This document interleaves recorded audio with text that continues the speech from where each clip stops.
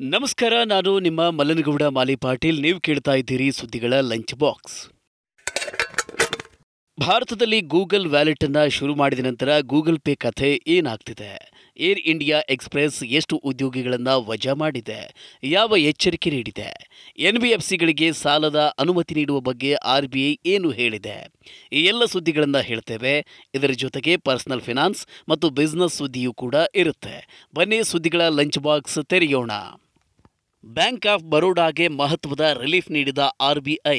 ಬಿಒಬಿ world app ಮೂಲಕ ಹೊಸ ಗ್ರಾಹಕರನ್ನ ಸೇರಿಸುವುದಕ್ಕೆ ವಿಧಿಸಿದ್ದ ನಿಷೇಧ ತೆರವು. ಬ್ಯಾಂಕ್ ಆಫ್ ಬರೋಡಾಗೆ ಆರ್‌ಬಿಐ ಬಿಗ್ ರಿಲೀಫ್ ನೀಡಿದೆ. ಬ್ಯಾಂಕ್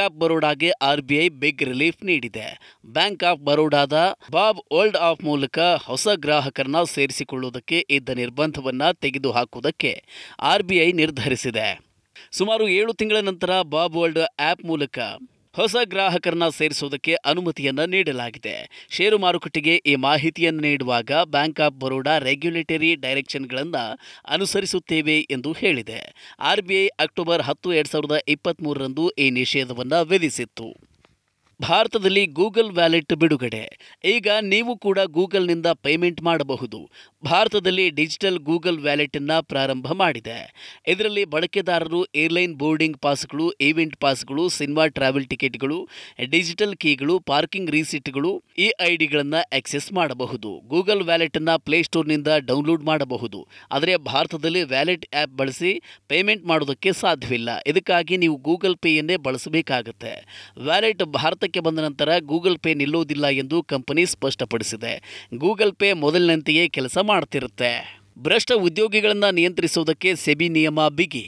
ಮಾರುಕಟ್ಟೆ ನಿಯಂತ್ರಕ ಸೆಬಿ ತನ್ನ ಉದ್ಯೋಗಿಗಳ ಅಕ್ರಮ ಮತ್ತು ಭ್ರಷ್ಟಾಚಾರ ತಡೆಯುವುದಕ್ಕೆ ನಿಯಮಗಳನ್ನು ಬಿಗಿಗೊಳಿಸಿದೆ. ಇದಕ್ಕಾಗಿ ಸೆಬಿ ತನ್ನ ನೌಕರರ ಸೇವೆಯನ್ನು ನಿಯಂತ್ರಿಸುವ ನಿಯಮಗಳನ್ನು ತಿದ್ದುಪಡಿ ಮಾಡಿದೆ. ಸೆಬಿಗೆ ಆರ್ಥಿಕ ನಷ್ಟವಾದರೆ ನೇರವಾಗಿ ಸಂಬಂಧಿಸಿದ ಉದ್ಯೋಗಿಯಿಂದಲೇ ಹಣ ಭರ್ತಿ ಮಾಡಿಸಿಕೊಳ್ಳಬಹುದು. ಅದನ್ನು ಅವರ ಸಂಬಳ ಅಥವಾ ಇತರೆ ಭತ್ಯೆಯಿಂದ ವಸೂಲಿ ಮಾಡಿಕೊಳ್ಳಬಹುದು.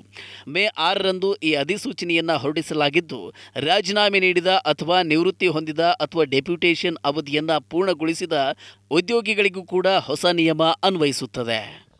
ಏರ್ ಇಂಡಿಯಾ ಎಕ್ಸ್‌ಪ್ರೆಸ್ ಪ್ರಕರಣದಲ್ಲಿ ವರದಿ ಕೇಳಿದ ವಿಮಾನಯಾನ ಸಚಿವಾಲಯ.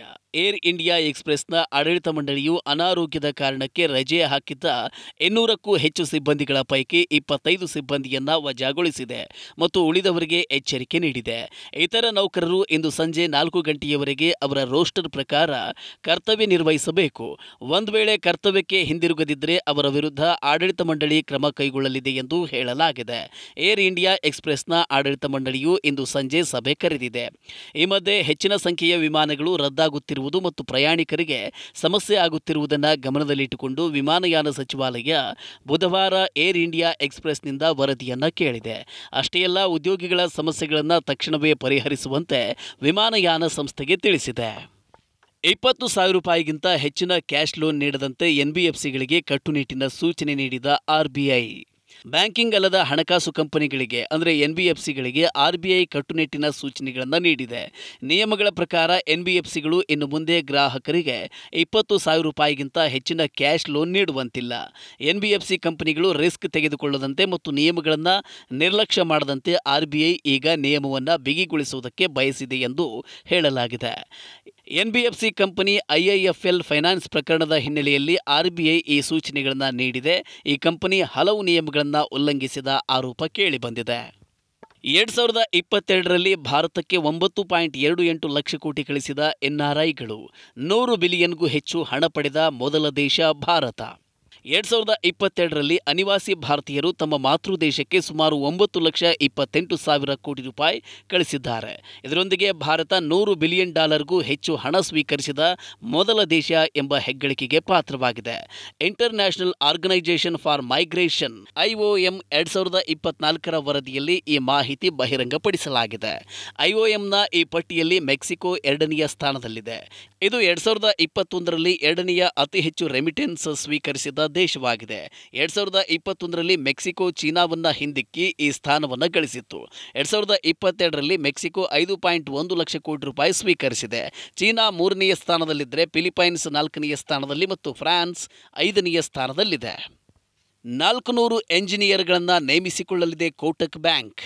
ಕೋಟಕ್ ಮಹೀಂದ್ರಾ ಬ್ಯಾಂಕ್ ಈ ವರ್ಷ ಸುಮಾರು 400 ಇಂಜಿನಿಯರ್ಗಳನ್ನು ನೇಮಿಸಿಕೊಳ್ಳಲಿದೆ. ಇತ್ತೀಚೆಗೆ ಐಟಿ ಮೂಲಸೌಕರ್ಯದ ಕೊರತೆಯಿಂದಾಗಿ ಬ್ಯಾಂಕ್ನ ಆನ್ಲೈನ್ ಚಾನೆಲ್ಗಳನ್ನು ಬಳಸಿ ಹೊಸ ಕ್ರೆಡಿಟ್ ಕಾರ್ಡ್ಗಳನ್ನು ವಿತರಿಸುವುದು ಮತ್ತು ಅಕೌಂಟ್ ಓಪನಿಂಗ್ ಅನ್ನು ಆರ್ಬಿಐ ನಿಷೇಧಿಸಿದೆ. ಬ್ಯಾಂಕ್ ಈಗ ಎಂಜಿನಿಯರ್ಗಳನ್ನು ನೇಮಿಸಿಕೊಳ್ಳುವ ಮೂಲಕ ತನ್ನ ಐಟಿ ಮೂಲಸೌಕರ್ಯವನ್ನು ಬಲಪಡಿಸಿಕೊಳ್ಳುವುದಕ್ಕೆ ನಿರ್ಧರಿಸಿದೆ.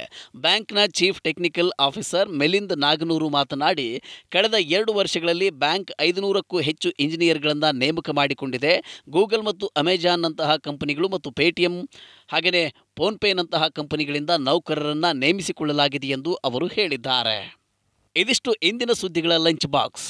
ಷೇರು ಮಾರುಕಟ್ಟೆ, ಮ್ಯೂಚುವಲ್ ಫಂಡ್, ಇನ್ಶೂರೆನ್ಸ್ ಹಾಗೂ ಪರ್ಸನಲ್ ಫೈನಾನ್ಸ್ಗೆ ಸಂಬಂಧಿಸಿದ ನಿಮ್ಮ ಎಲ್ಲ ಪ್ರಶ್ನೆಗಳಿಗೆ ತಜ್ಞರಿಂದ ಉತ್ತರ ಹಾಗೂ ಸಲಹೆ ಪಡೆದುಕೊಳ್ಳುವುದಕ್ಕೆ ಈಗಲೇ ಡೌನ್ಲೋಡ್ ಮಾಡಿ ಮನಿ9 ಆ್ಯಪ್.